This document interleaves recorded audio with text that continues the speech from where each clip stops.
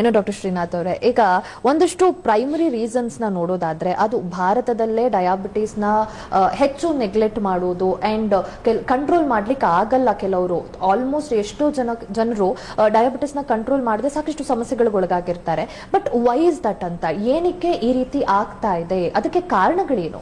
ನೋಡಿ, ಇದು ಈ ಪ್ರಶ್ನೆ ನಾನು ಎರಡು ರೀತಿ ಆನ್ಸರ್ ಮಾಡಕ್ಕೆ ಇಷ್ಟಪಡ್ತೀನಿ. ಒಂದು, ಡಯಾಬಿಟೀಸ್ ಇರೋರು ಅವರು ಭಾರತದಲ್ಲಿ ಈಗ ನೋಡಿದ್ರೆ ನಾವು ಡಯಾಬಿಟೀಸ್ ಒಂದು 7ರಿಂದ 8 ಕೋಟಿ ಜನ ಆಲ್ರೆಡಿ ಸಫರ್ ಆಗ್ತಿದ್ದಾರೆ. ನಮಗೆ ತೊಂದರೆ ಏನಾಗಿರೋದಂದ್ರೆ ಡಯಾಬಿಟೀಸ್ ಇರೋರು ಕೆಲವರಿಗೆ ಗೊತ್ತೇ ಇಲ್ಲ. ಯಾಕೆಂದ್ರೆ ಡಯಾಬಿಟೀಸ್ ಏನಾಗುತ್ತೆ ಅಂದ್ರೆ ನಮಗೆ ಅದು ಸಿಂಪ್ಟಮ್ಸ್ ಕೊಡೋದಿಲ್ಲ, ಅಂದ್ರೆ ತೊಂದರೆನೇ ಕೊಡೋದಿಲ್ಲ. ಕೆಲವರಿಗೆ ಜಾಸ್ತಿ ಆಗ್ಬೋದು, ನೀರು ಜಾಸ್ತಿ ಕುಡಿಬಹುದು, ಏನೋ ತೊಂದರೆ ಕಾಣಿಸ್ಬೋದು. ಬಟ್ ಕೆಲವರಿಗೆ ಕಾಣಿಸ್ಕೊಳ್ದೇ ಇರುವಾಗ ಅವ್ರು ಆರಾಮಾಗಿದ್ದೀನಿ ಅನ್ಕೊಳ್ತಾರೆ.